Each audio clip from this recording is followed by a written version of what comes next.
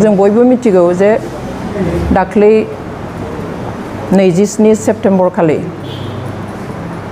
NDFBनि गायसनगिरि आफादगिरि डिआर नाब्ला एबा रन्जन दैमारिखौ लाफानानै बिथांमोननि माखासे दैदेनगिरि आरो केडार्सफोरखौहाय मानगोनां हाई कोर्टआ आरोबाव खनसे थैजासिम जेलाव थानायनि साजा फोसावो। जों बयबो मिन्थिखायो जे थांनाय 2019 मायथाइनि 30 जानुवारियावहाय बिथांमोनखौ लवार कोर्ट एबा CBIनि लवार कोर्टआ बेबादि साजा फोसावदोंमोन। गासै 15 आफादनि दैदेनगिरि आरो मावथिफोरनि गेजेराव 7खौ एक्विट खालामनानैहाय 10खौ थैजासिम जेलाव थानायनि साजा होदोंमोन। बेखौहाय जोङो चेलेन्ज खालामनानै हाई कोर्टआव लांफिनदोंमोन, खारन बे बिजिरनायखौ जोङो सुखुखायाखैमोन बा जाफुंनाय बादि जों मोनाखैमोन, उचित बिसार खालामनाय बादि जों सानाखैमोन। बेवहाय बेखौ हाई कोर्टआव एपिल खालामफिननाय जादोंमोन। हाई कोर्टआवहाय बिजिरनानै थांनाय 27 सेप्तेम्बराव जि राय होबाय, बेवहाय 10नि मादाव 4खौ एक्विट खालामो, नाथाय गुबुन 6खौ आरोबाव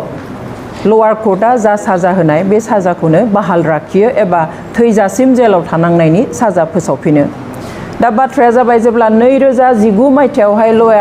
लवार कोर्ट CBI कोर्टआ जेब्ला बे साजाखौ होदोंमोन, अब्ला NDFBजों सावरायनाया सोलिगासिनो दंमोन। पिस एकर्ड जाथ'वाखैमोन एबा सान्थि गोरोबथाया जाथ'वाखैमोन। बेनि उनाव साजा होबाय, जेलाव थानांबाय। जेलाव थानाय समावनो आसाम सोरखार एबा स्टेट सोरखार आरो सेन्ट्रेल सोरखारा बिथांमोनजों एकर्ड खालामो एबा गोरोबथा खालामो। गोबाङा बुंनो नागिरो जे कनभिक्ट जानाया बेखौ बियो आयेननि गेजेरजोंनो थांथारगोन।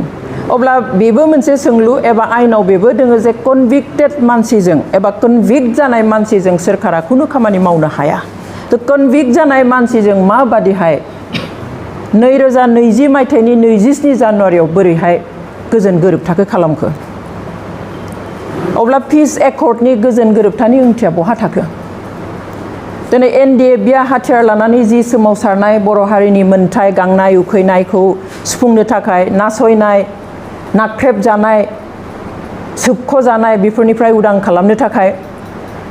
बे सोमावसारनायखौ सोरखारा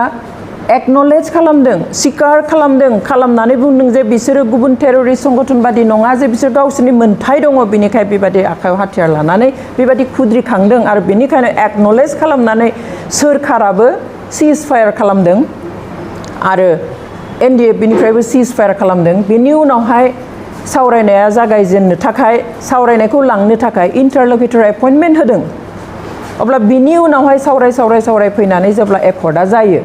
अब्ला बे एकर्डखौ खालामनायनि उनाव जायफोरनि सोमावसारनायखौ एक्नलेज खालामनानै स्वीकार खालामनानैहाय बिथांमोनजों एकर्ड खालामबाय, अब्ला बिथांमोनखौ आरो जेलाव दोनफिननायनि बाथ्राया बहा थाखो? दिनै जों बेखौ बुंनो सानो, जों साननो बाध्य जादों जे दिनै जि कोर्टफोर दङ, हाई कोर्टआनो जा लवार कोर्टआनो जा, बेफोरो पलिटिक्सनि बारगा नङा। जों सानदोंमोन उदाङै बिसार खालामनो हायो, नाथाय जों जि नुबाय उदांथि गैया, बेयावहाय पलिटिकेल इन्टारफेरेन्स जायो, राजखान्थियारि बेयावहाय आखाइ फोलावनानै बेयाव खामानि मावहरो। आरो जों बेखौ बेल' नङा, नोंथांमोना हयथ' मिन्थिया जानो हागौ बा जोंनि रायजो राजाया मिन्थिया जानो हागौ जे माबादिहाय 2020 मायथाइयाव एकर्ड खालामनो थाखाय बिथां NDFBनि फाउन्डार प्रेसिडेन्ट डिआर नाब्लाखौ जेलनिफ्राय बोरै लानानै थांनाय, बेखौ हयथ' गोबां रायजो राजायानो मिन्थिया। बेयावबो ओइखालि जुदि सोरखारा इन्टारफेरेन्स खालामामोनब्ला, सोरखारा गोहो बाहायामोनब्ला मालाबाबो कनभिक्टेड मानसि सासेखौ बिदि लांनो हायामोन। आरो जुदि बेयाव बिदि खालामनो हाबायब्ला नैबेयाव आफ्टार एकर्ड मानो सोरखारा बेयावहाय गावसोरनि हट इच्छा मोनसे दिन्थिनो हायासै? 2020 मायथाइयाव सोरखारा हरखाब आंखौ 21 जानुवारि खालि फन खालामनानै बुंहरबाय, तपन डेका IBनि जइन्ट डिरेक्टर बे समावहाय, जे अनजलि তোমালোকৰ এডভকেটক কোৱা ৰঞ্জনৰ কাৰণে বেল ফাইল কৰিব লাগে। মই আগতেই কৈছোঁ ৰঞ্জনৰ অবিহনে চুক্তি নহয়। रन्जन गैयाब्ला बे सुक्तिया जानो हाया बेवहाय आं बेखौ खालाममारबाय नोंसोर इमिडिएट नोंसोरनि एडभकेटखौ बुंदो बेल फाइल खालामनांगौ कोर्टआव आं जोंनि एडभकेटखौ बुंहरबाय ओइखालि जोंनि एडभकेटआ गुवाहाटीयाव गैयामोन कार्बि आंलंआव थांदोंमोन बेनि उनाव बै समनि चिफ मिनिस्टार सनवालनि सर्बानन्द सनवाल बिथांनि लिगेल एडभाइजार शान्तनु भरालिया फन खालामलायना बुंबाय बायद' हुनकाले करक आं होनबाय जोंनि एडभकेटआ गुवाहाटीयाव गैया जिखि जाया ओइखालि बिथाङा हराव सफैबाय एडभकेटआ बिनि अखानायै बिथाङा होनबाय आं दिनै सम लानांगोन बेल पेटिशनखौ आङो बानायनो नांगोन स' 22 तारिखआव बेखौ बिथाङा प्रिपेयार खालामनो थाखाय सम लाबाय जोंनि एडभकेटआ 23 तारिखआव एबा 23 जानुवारियावहाय बेखौ कोर्टआव साबमिट खालामबाय बेल पिटिशनखौहाय बिनि उनाव 24 जानुवारि 24 जानुवारियावहाय हियारिं उथिबाय फुं बाहागोआवनो हाइकर्टआ बुंबाय जों बेल होनो हाया सोरखारा जुदि माबाफोर लेखाफोर हरोब्ला सोरखारा जुदि माबाफोर बुंहरोब्ला इन्सट्राक्शन होयोब्लासो जोङो बेल होनो हागोन होननानै बेनिखाय दिनैनि थाखाय बे हियारिंखौ बेयावनो फोजोबनाय जाबाय फैगौ समबार खालि आरो हियारिं लाफिननाय जागोन बेनि उनाव बे खौरांखौ आंखौ खोन्थाहरबाय एडभकेटआ जे নহ'ल बेलটো सरकारे बोले किबा कागज पत्र দিব লাগিব सरकारे बोले किबा इन्सट्राक्शन দিব লাগিব তেতিয়াহে হ'ব सोरखारा इन्सट्राक्शन हरबासो जागोन आं लोगो लोगो आइबिनि जइन्ट डिरेक्टर तपन डेकाखौ फन खालामबाय जे এনেকুৱা কথা बेल নহ'ल আপোনালোকে बोले किबा कागज দিব লাগে हेतु दिलेহে হ'ব बे बागदावखांबाय आं सोमबारলৈ पिसुवाले सोमबारলৈ আকৌ हियारिंটো হ'ব बे सोमबारे केই तारिख आं 27 एटुটো নহ'ব 27 तारिखे আমি কামটো কৰিম বুলিয়ে ভাবিছো 27 तारिखआव जों खामानिखौनो मावगोन सानदों से बिदिबाथ' जानाय नङा आंनो नोंथांमोना मा मावनो हायो नोंथांमोननि खोथा बोरै मावनांगौ आं खबरखौ होनांगौ होबाय आरो बिथिं आङो चिफ मिनिस्टारनि आसामनि चिफ मिनिस्टारनि लिगेल एडभाइजार शान्तनु भरालिनिबो एखे आं रादाबखौ हरबाय बिदि सोरखारनिफ्राय जुदि माबा मोनसे इन्सट्राक्शन फैयाब्ला बेल होआ होनबाय नंगौ नामा जों माबा मोनसे खालामनांगोन बिनि उनाव बिपिएफनि गोबां लिडारफोर आदा नाब्लामोनखौ लोगो हमनो थाखाय जेलाव थांनो फैदोंमोन ओइखालि आंखौबो लिंहरबाय जेलाव नोंथाङाबो फैनांगौ होननानै आंबो थांबाय स' 1 बाजिनिफ्राय 3 बाजिसिम आं जेल सिङाव फनखौ बाहेरायाव दोननानै लांनो मोना गारियाव दोननानै आं जेल सिङाव दङ जेलनिफ्राय 3 बाजियाव जेब्ला ओंखारनानै आं फैनानै आंनि फनखौ लाबाय आखायाव नुबाय जे गोबां मिस कल आइबि तपन डेका बिथांनिफ्राय आरो सीएमनि लिगेल एडभाइजार शान्तनु भरालिनिफ्राय आं शान्तनु भरालि बिथांखौ सिगाङाव कल खालामबाय अब्ला बिथाङा होनबाय रन्जन दैमारि बिथाङा जेलनिफ्राय ओंखारनो गोसो गैया नामा नोंथांमोना जोंखौ मानो इगनर खालामदों आंनो मानो बेबादि बुंदों अब्ला होनबाय नोंथाङाबो फन दैखाङाखै जों बेसेबां फन खालामदों नोंसिनि एडभकेटआबो फन दैखाङाखै बेसेबां जों कल खालामदों आं होनबाय एडभकेटआ सानाव फन हमनो असुबिदा खारन बिथाङा कोर्टआव दङ साइलेन्टआव दोनो बिसोरो कोर्टआव थानायाव फन लाया आरो आं जेलाव दङमोन आदाखौ लोगो हमनो थाखाय माखासे आलासि फैनाय स' आं बिसोरजों दङमोन नों मिथिखायो जे आं फनखौ सिङाव लांनो हाया अब्ला बिथाङा बुंबाय जे सेन्ट्रेल सोरखारनो रन्जन दैमारिखौ नांथारगौ बेवहाय सोरखारनिफ्राय जि मावनो गोनां बेखिनिखौ मावनानै हरजोबबाय आरो दा नैथि खेबनि थाखाय 3 बाजियाव दा हाइ कर्टआव रन्जन दैमारिनि बेलनि हियारिं जागोन नों जेराव दङ जेरै दङ नों हाइ कर्टआव दानो थांदो आं फुंनिफ्राय जेबो जायाखैमोन जानो जिरायहांदोंमोन हटेलाव आरो बेखौ आङो जाया लोङा खारनानै आङो हाइ कर्ट फारसे थांबाय हाइ कर्ट मोननो 5 मिनिट थाब्लानो एडभकेटआ आंखौ फन खालामना बुंबाय बेला जाबाय 4टाव बेनि उनाव बेलखौ जों नुवाखै बेल कपिखौ जों नुवाखै भार्बेलि अर्डार होबाय बेखौ टाइप खालामनाय लिरगौ मानि मागौ मानि कोर्टआनो बन्द जाबाय 7टाव जोंनो बे कपिखौ होबाय नायब्ला नुबाय जे बेयो इन्टारिम बेल जिखि जाया आं बेयाव मा बुंनो नागिरदों जे दिनै सोरखारा गोसो खालामोबा बेखौ दिहुननानै लानानै थांनो हायो एकर्डनि थाखाय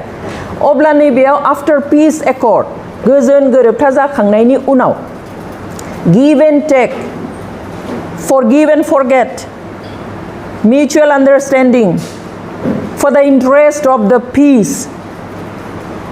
political bondi बिथांमोना political prisoner बिथांमोना साधारन ओरैनो गुबुन खयदी बादि नङा गुबुन क्रिमिनेल बादि नङा दिनै NDFB नि जेसेबां दङ 60 निख्रुइबो बारा जिखिनि दङ all are political prisoner जायखि politically खालामनो हायि जेबो गैया बेयावहाय सोरखारनि हट इच्छा मोजां साननाय लुबैनायल' थानांगोन खिन्थु जुदि गासैखौबो हिसाब निकासल' खालामोब्ला गावबा गाव गोहोआव जनायनि माबेखौबा लानायनि लायैनि मोननायनि मोनिनि खहा जानायनि जायनि जुदि हिसाब खालामोब्ला मालाबाबो बेयो पलिटिकेल इच्छाखौ दिन्थिनाय जाया एबा राजखान्थियारि जिथु मोजां दिन्थिनांगौ बेखौ दिन्थिनायखौ जोङो मालाबाबो मोननो हानाय नङा आरो बे केसाव बेनो जादों दिनै आरो बिदिबो जाबावदों जे जों मिन्थिनायाव सासे मानसिनि हियारिंखौ मोनसे केसनि हियारिंखौ सानसेयाव खनसेल' लानो हायो माबोरै ओइखालि खननै लानो हाखो सेन्ट्रेल सोरखारा बुंहरबाय नालाय स्टेट गभर्नमेन्टआ लुबैबाय नालाय सासे मानसिनि बेल हियारिंखौ 24 जानुवारियाव 2020 नि 24 जानुवारियाव खननै लानो हाबाय बेबोथ' आयेन बेरेखा बिनिख्रुइ आरो इन्टारेस्टिंआ जाबाय अखानायै 25 January 4th Saturday holiday court बन्द ओइखालि मा खालामखो चीफ मिनिस्टारनि लिगेल एडभाइजार शान्तनु भराइलाया गावनो कोर्टआव जोंजों दंफैयो 2 बाजिसिम कोर्ट बन्द नाथाय कोर्टनि तालाखौ खेवहोनानै न'निफ्राय जाजखौ लानानै फैनानै आदानि बेल बन्द लादों मोनसे बेल बन्दखौ सिबिआइनिखौ जाजनि न'आव थांनानै बेल बन्द लाहोदों आरो माखासेखौहाय बन्द कोर्टखौ ताला खेवहोनानै जाजखौ न'निफ्राय लानानै फैनानैहाय मा खालामदों बेल होहोदों स' गभर्नमेन्ट कैन डु एभ्रिथिं दे कैन डु एभ्रिथिं इफ दे वान्ट बिसोर लुबैब्ला गासैखौबो खालामनो हायो बन्द दिनाव सोरखारि चीफ मिनिस्टारनि लिगेल एडभाइजारा कोर्टआव थाफैलायनानै जोंनाव फट' दङ बिथाङा जोंजों 2थासिम थादों बिथाङा ओरैबो होनबावदों जे जों गोसो खालामब्लाथ' बेफोरखौ बेल लायालासिनो लांनोबो हायो बेबादिबो होनबावदों बिथाङा आं जेब्ला होनदों जे बिथाङा बाग्लायबाय दे 1था जाबाय 1.5था जाबाय 2था जाबाय जायाबो जाया अब्ला आं होनदों सोनो इजि शान्तनु खिन्थु दिहुननो बेसेबां गोब्राब नाय होनदों नाय जोंथ' इच्छा खालामोब्ला सोरखार हिसाबै जोङो बेल सेल लायालासिनो लांनो हायो खिन्थु मानसिफ्रा गाज्रि बुंगोन बेयावहाय जोङो बेल लादों बेबादि खोथाबो बिथाङा ओइखालि बुंदों ओइखालि बे केम्पासाव आंल' गैयामोन जोंनि बेल बन्द लानो थाखायनो 15 जनसोनिबो बारा मानसि थांनाय फुंनि 5टायावनो थांदों गामिनिफ्राय थ' बेबादिहाय जोंनि कुइसना बे जे जेखौ इलिगेल होननानै मिथियो बेखौ जुदि सोरखारा इन्टारफेयार खालामनानै सोरखारा आखाइ होनानै जुदि कोर्टनि गासैबो खामानिखौ मावहोनो हायोबा नैबेखौ एकर्ड खालामनायनि उनाव मानो हायाखसै बख'नो जों बेखौ खालि रोखा जे दिहुननो गोसो गैया नङाब्ला बेखौ दिहुननो हायि खुनु खोथा गैया दिनै सोरखारा होनाय जिखिनि सर्त कन्डिशन बेखौहाय एनडिएफबिआ मावफुंजोब्बाय जे नोंथांमोना नुब्लाबो नुवाब्लाबो बेखौ बार्गेन खालामनो हाला सहि होनांगौ सहि होबाय बेनि उनावहाय हाथियार गथायनांगौ हाथियार गथायबाय आफाद सिफायनांगौ आफाद सिफायबाय केम्प सिफायनांगौ केम्प सिफायबाय गासैबो कन्डिशनखौ सर्तखौ एनडिएफबिआ मानिजोब्बाय फालिजोब्बाय खिन्थु सोरखारा गावसोरनि कन्डिशनखौ फालियाखसै जेब्ला राजखान्थियारि भाबे मोनसे समस्याया समाधान जायो राजखान्थि भाबे गासैखौबो नायनांगोन बेखौ दिनै साधारन क्रिमिनेल बादि नायनानै बिसोरहा केस दङ मा दङ होनब्ला जानाय ना बेफोरखौ मिन्थिखानानैनो सोरखारा सावरायदों हाथियार लानानै जेब्ला ओंखारगोन हाथियार लायाब्लाबो आन्दोलन खालामोब्ला मालाबा मानसि थैनाय मानाय बेफोर जाखायो आनखि डेम'क्रेटिक मुभमेन्टआवबो मानसि थैयो आरो बिसोरनियाथ' आलादा खोथा बेखौ मिन्थिखानानैनो मानि थाखाय खालामाखसै मानि थाखाय बिटिआर एकर्डनि क्ल'जआव बिथांमोनखौ जेनेरेल एमनेस्टि होनाय दफाखौ लाखियालासिनो मानो दैखांखो जि दफाखौ एनडिएफबिआ साबमिट खालामनाय चार्टार अफ डिमान्डनि 19 नाम्बाराव दङमोन बेखौ बोरै उथायखो इन्टारलकिटरजों जेब्ला फाइनेल जाहैबायमोन बे दंमोन माब्रै उथायखो थ' जों नुयो जे बे फार्स्ट ट्रेक होनाय बेनि उनाव इन्टारिम बेल होनानै दिहुननानै लांनाय बेनि उनावहाय एनडिएफबिफोरखौहाय एसे आन्दोआव दोननानै मेम'रेन्डामखौ बानायनाय मेम'रेन्डाम अफ सेटलमेन्ट जेराव साइन होगोन बेखौ बानायनाय बेफोर गासैबो प्रि प्लानखा जाहाथे एनडिएफबिखौ साप्रेस खालामनानै दोननो हायो सोरखौ सोरबाया जाहाथे गोजौआव थांनो हायो आरो बेयावहाय गोजौनि दिनै आसामनि चिफ मिनिस्टारा गावनि सिमांखौ जाफुंहोनो थाखाय मोनसे सिमां दिनै जोंनि सोरबा सोरबा दैदेनगिरिफ्रा गावबा गावनि सिमांखौ जाफुंहोनो मोनसे सिमां मोनसे राहा लामा बेबादिहाय गासैबो खालामबाय अब्ला हारिनि थाखाय सोर सानगोन गुबुनाथ' सानखाया जोंनि दैदेनगिरिफ्रा सानाब्ला गुबुना बोरै सानगोन जों गासैखौबो नुदों क्लियार दिनै रायजोनि सिगाङाव बै समाव सोर चिफ मिनिस्टारमोन बिनि उनाव सोर चिफ मिनिस्टार जानो लुबैनाय आसामनि बिथाङा जोंनि बिटिसिआव जाय दैदेनगिरि जाय चिफ दंमोन बिथाङा थाब्ला सापर्ट मोनगोन ना मोना बेफोरखौ नायखाजोबनानै थाराथारि जोंनि बिटिसिनि इलेक्शना मार्च मासाव जागोनखाय जानुवारियाव जिखुनु प्रकारै लुबैहोनानै फाव फान्दायनानैहाय एग्रिमेन्ट खालामनानै जिखुनु प्रकारै जोंनि बिटिसिआव खर' सोनाय बेनिफ्राय जोंनि जि मोननाय बेखौ सिलिंखार खालामनाय आरो बेबादि जि हास्थायनाय गुबुनारिनि बेयाव जोंनिया आखाइ होबाय बेयाव गाब्र'नानै लानानै दिनै जों गावजों गाव हाद्रि सारलायलायबाय थादों दिनै गावजों गाव जोङो असन्तुष्ट मानि थाखाय आं नङा सोरबाया बुङा खिन्थु रायजोआनो बे खोथाखौ बुंगासिनो सानफ्रोमबो जों ससियेल मिडियायाव नुयो मानो सन्तुष्ट मोनाखै खारन बर'आ जि लुबैदोंमोन बे जाफुङाखै दिनै पलिटिकेल सल्युशन जायोब्ला पलिटिकेल क्रिमिनेल्सफ्रा पलिटिकेल प्रिजनार्सफ्रा जेलनिफ्राय गजोबनो नांगौमोन आरो बेनो एक नम्बर सर्त जानांगौमोन एनडिएफबिजों जेब्ला सुक्ति जायो खिन्थु थाङै थुङै जों नुबाय जे एनडिएफबिया माने नाम्बार वानाव थायासै नाम्बार वानाव थाहैबाय गुबुन संगठना लिड लाहोबाय सोरखौबा आरो बेखौ खालामदों गोजौनिफ्राय डिजाइन मथे खालामदों बे फास्ट ट्रेक होनायनिफ्राय लानानै एकर्ड इलेक्शन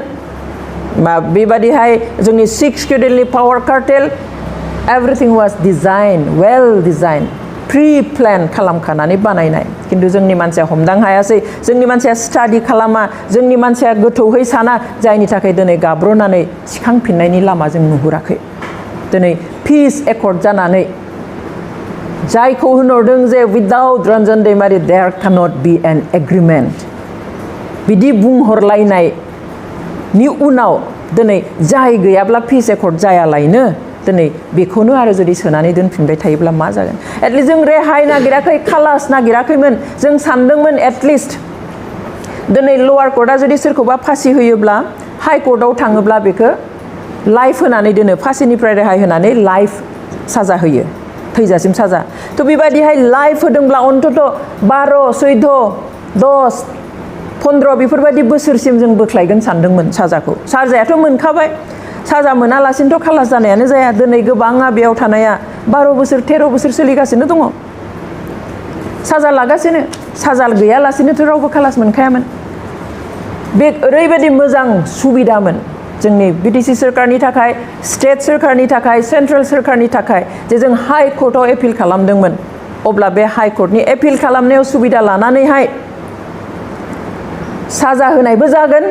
आरो ओंखारनाय दिहुननो हानायबो जागोन आरो पिस एकर्डखौबो अनार होनाय जागोन बेबादि बिसोरनो मोनसे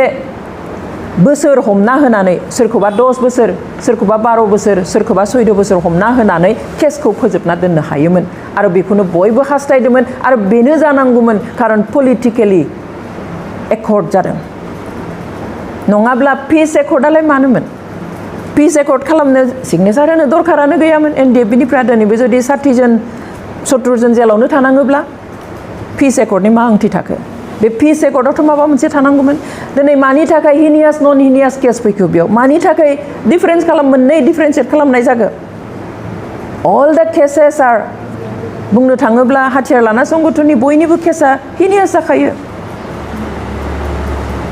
बेखौ मानो बिदि फागो खालामनाय जाखो बेयाव मानो क्लियारलि लिरनाय जाखो जे एक्जिस्टिं सिस्टेम मथे एक्जिस्टिं ल मथेसो हिनियास केसखौ सायनाय जागोन होननानै बेयावनो लिरना लाबोखाबाय दैट मिन्स देयर इज नो एमनेस्टि क्षमा होनायनि बाथ्रा गैया आरो गैयाब्ला कनभिक्ट जानाय मानसि दोनमोन थाथोंमोन थैजासिम मानोथो सहि खालामनाय मानोथो लांनाय मानोथो एग्रिमेन्ट खालामहोनाय आरो जुदि बिथांमोनखौ लानानै दिनै दियारनाब्ला बिथांमोनखौ जुदि बे सुक्तियाव लाफादेरामोनब्ला दियारनाब्ला बिथांनि जुदि सिगनेचार लायामोनब्ला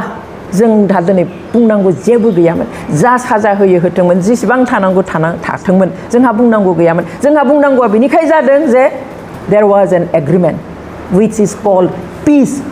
agreement आरो बिनिखाय जों दिनै बुंनो बाध्य जादों आरो जों आं गासैखौबो बुंखांबाय जे सोरखारा इच्छा खालामनानै सोनानै दोनदों बेयाव सोरनिबा स्वार्थ पुरन खालामनो थाखाय सोरनिबा मोननाय मोनिनि हिसाबनि थाखाय बेखौ खालामदों नङाब्ला बै समाव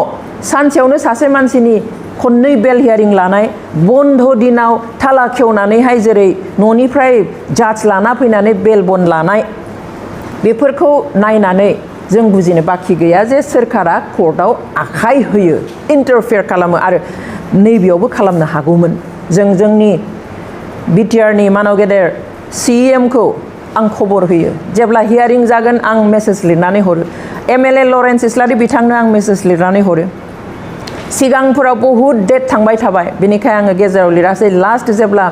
जानोसै हियारिंआ एपिल हियारिंआ फाइनेल हियारिं जानोसै अब्ला आङो 21 मार्चआव आं बिथां सानैनो आङो आंनिफ्राय मावनांगौखौ माने इनफरमेशन होनांगौखौ आं होदों गोबाङा बुङो आंहा अहंकार दङ आं लिडारफोरखौ कन्टेक्ट खालामा आं खालामो आनखि सिएम जानायनि उनाव प्रमोद बर'खौ आं लोगोबो हमदों गुवाहाटीनि बड'लेण्ड गेस्ट हाउसआव आदामोननि बे केसखौ लानानैनो बिनि उनाव आं दाख्लै 21 मार्चआव बिथांनो लिरहरदों आं मेसेज हरदों जे आदाजों लोगोसे जाखिनि सिबिआइ केसआव दङ बिथांमोननि फाइनेल हियारिंआ जासिगोन आं लरेन्सनोबो लिरदों सानैबो आंनो जेबो रिप्लाइ होआखै नायनानै दोनदों बिनि उनाव प्रमोद बर' बिथाङा गावसोरनि काउन्सिलखौ एबा एडभकेटखौ बुंदों बिसोर एडभकेटआ आंजों कन्टेक्ट खालामदों बिथांमोना जोंनि एडभकेटखौ लोगो हमनो नागिरदों आं एपइन्टमेन्ट लानानै होदों आं गुतै घटनाखौ बुंदों मा खालामनायनि राहा दङ बिथांमोनखौ दिहुननायनि राहाखौ जों जिहेतु जोंनो जोंनि एडभकेटफोरा साजेसन होयो बे मथे आं बिथांमोननो बे मेसेजखौ होदों बिथांमोना जोंनि एडभकेटखौ लोगो हमदों आं बुंदों जोंनि एडभकेटआ बुंदों जे जोंखौ लोगो हमस्लायस्लाय सिबिआइनि एडभकेटखौ लोगो हमबा साबसिन सोरखारखौ लोगो हमबा साबसिन सोरखारा एपइन्टमेन्ट होनाय एडभकेट जेनेरेल दङ बेखौ लोगो हमब्ला साबसिन खारन जोंनि एडभकेटआ सोरखारि पक्षनो खुरांखौ खेवनानै खिन्थाखाया खारन सोरखारजोंसो केसा जादों नालाय बे बिसोरनि एथिक्स बिथांमोना क्लियारलि बुंदों जों जि बुंनांगौ अनजलिनो बुंगोन एनडिएफबिनिफोरनो बुंगोन खिन्थु जों गुबुननो बुंनो हाया थेवब्लाबो कर्डियेलि रायज्लायदों थ' आं कमिउनिकेसन खालामाखै नङा खालामदों बिनि उनाव बिथांमोननि एडभकेटआ हियारिंफोराव हाइकर्टआव थाहैनानै खोनासंहैदों जोंनि एडभकेटफोरजों रायज्लायबाय थादों फन खालामनानै माब्ला मा जागोन मिथिगासिनो थायो खालि भार्डिक्टखौ मा थारिखआव होगोन बेखौ सिगाङाव मिन्थिखाया सिगांखालि हरावल' मिन्थियो जों 26 तारिख हराव मिन्थिदों ओमफ्राय 27 तारिखआव जादों थ' खिन्थु जाजमेन्टआ जासिगोन केसा क्लोज जाबाय 23 आगस्टआव बेफोरखौ बयबो मिन्थियो पेपाराव होदों टेलिभिजनाव ओंखारदों केस क्लोज जाबाय होननानै बेफोर समाव रायलायनायनि सुबिदा दंमोन ओरैबायदि सुबिदा लानो हायोमोन सोरखारा आरो रंजा बाजा बयबो सान्थि खुसियाव थानो हागौमोन दिनै असान्थिखौ बन्द होग्राफोरखौ लाबोदों होनब्ला मा जानो जायफ्रा बे बिसारावहाय जेबो रल लायासै बिथांमोनासो सान्थिखौ लुबैयाखै नङाब्लालाय बोरै जानो दिनै जोंनि लिडारफ्रा बुंदों दुखु मोनदों जों दा स्टेटजों सेन्ट्रेलजों रायलायगोन मा खालामनो हायो खमायनो हायो खोमा साजाखौ गासैबो जोब्बाय आसामाव स्टेटआव जोंहा खालामनो हानाय जेबो गैला हाइकर्ट वाज द लास्ट होप हाइकर्टनि उनाव जों थांनो हाला दिनै हाइकर्टआवनो जुदि इनफ्लुयेन्स खालामनो हायाखै हाइकर्टखौनो जुदि बुङाखैब्ला दिनै जोंनि लिडारफ्रा सुप्रिम कर्टआव जोङो केसखौ लांफिनोब्ला सुप्रिम कर्टआव सोरखौ बुंनानै दिहुनहोगोन माबा आसा दङ जानो पिस कर्टनि बागै आसाम सोरखारा बांसिन मिथियो आसामनि मोनफ्रोमबो कर्टआ बांसिन मिथियो आसामाव मा पिस कर्ट जानाय सुप्रिम कर्टआ बेसेबां मिथियो दिल्लीयाव थानाय थ' जेराव जों हागौमोन बेयाव रायज्लायनो खाबु लायाखसै बेयावहाय बुंनो खाबु लायासै दायो अखा हाखांनानै खफ्रि हमनो नागिरबा बोरै जानो जोंनि मानसिफ्राथ' दा एसेबां जाम्बा जाम्बि जानानै गैया जे जेराव भार्डिक्ट होखांबाय फाइनेल जाजमेन्ट होबाय बिसार जोब्बाय बिनि उनाव रायलायनानै बोरै दिहुननो आरो जुदि हायोब्लाथ' बे वेल एन्ड गुड जों साब्बास होगोन जुदि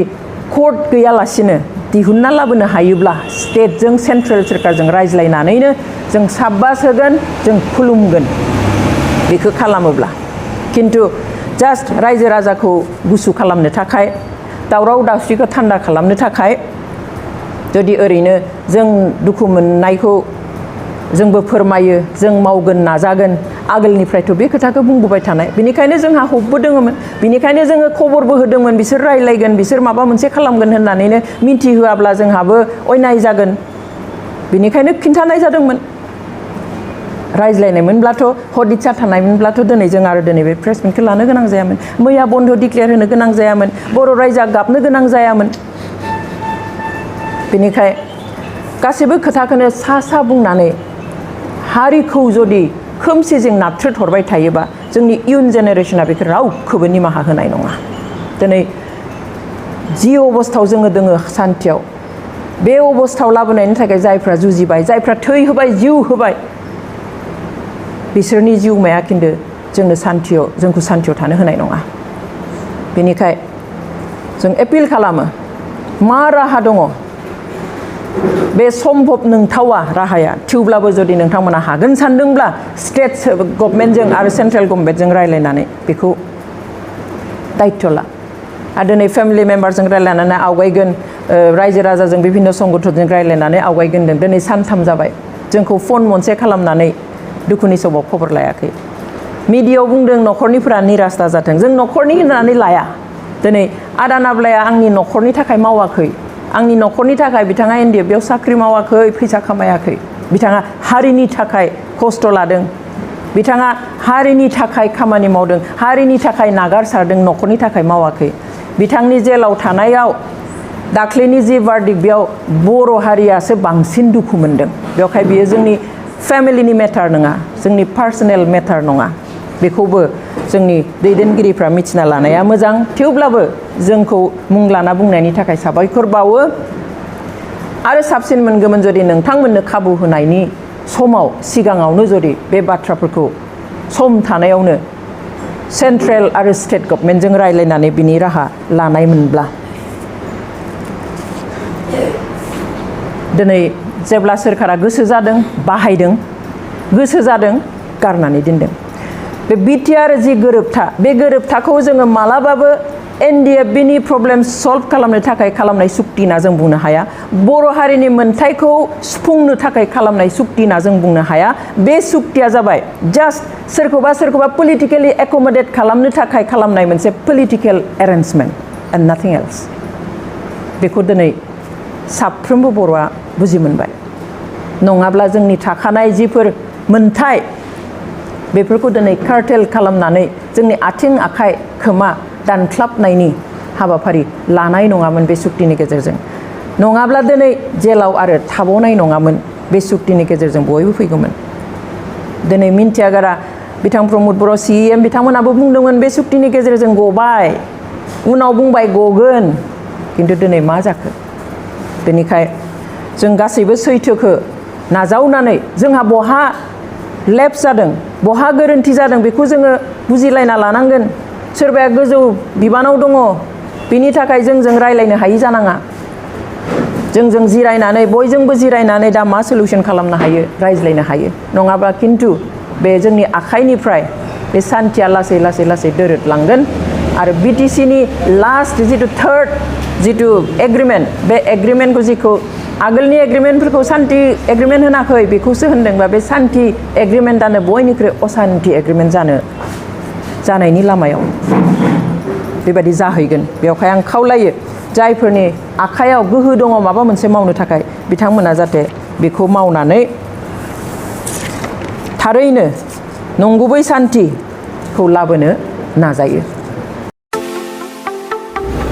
बाजाज कम्पानीनि गुबुन गुबुन रोखोमनि बाइक सालायनो मोजां मोनग्राफोरनि थाखाय मोनसे गोजोनथाव खौरां ब्रह्म अट'मबाइल्स एबा बाजाज श'रुमआ लाबोदों नोंथांनो दुर्गा फुजानि स्पेशल अफार ब्रह्म अट'मबाइल्स एबा बाजाज श'रुमआ उदालगुरि जिल्ला रौता सारियालियाव दं खोब खम बेसेनावनो एबा 9,999 डाउन पेमेन्ट होनानैनो नोंथाङा बाजाज कम्पानीनि गुबुन गुबुन रोखोमनि बाइकफोरखौ लानो हागोन बाइकजों लोगोसे स्पेशल गिफ्ट पेकबो मोननो हागोन स्पेशल गिफ्ट पेकआव हेलमेट आरो 5 लिटार पेट्रल हरनाय जागोन बेजों लोगोसे गोजाम बाइक आरो स्कुटिफोरखौ बेयाव सोलाय सोल' खालामनायनि खाबुखौ मोनगोन गोबांथार फोरमानलाइसि होनांगौनि गोनांथि गैया स्पेशल अफारा 27 सेप्तेम्बरनिफ्राय 8 अक्ट'बरसिम सोलिगोन गोबांथार मिथिनो थाखाय 910154118393655531 885 आरो 9957318292 जानबुं अनजिमायाव जगाजग खालामहरनो हागोन।